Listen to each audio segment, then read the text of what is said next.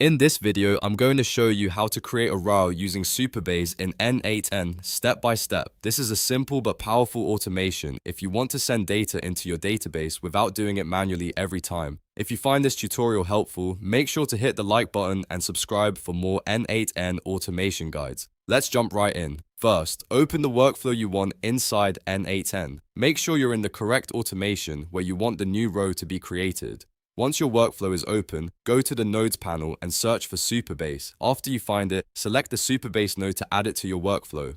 Next, choose the Create a Row action. This tells N8n that you want to insert new data into your Supabase table. After that, choose the credential you want to use. This will connect N8n to your Supabase account securely, so make sure you select the right one for the project you're working on. Once the credential is selected, the next step is to configure what to create. Here, you'll map the fields and values that should be sent into your Supabase table. You can set the row data based on information from previous nodes, form submissions, webhook data, or any other input in your workflow. Take a moment to make sure each column is matched correctly, because this is what determines exactly what gets added to your database. After everything is configured, save the node and run your workflow to test it. If the setup is correct, N8n will create a new row in Supabase automatically, and that's it. You've now created a row using Supabase in N8n. If this video helped, don't forget to like and subscribe for more quick tutorials like this.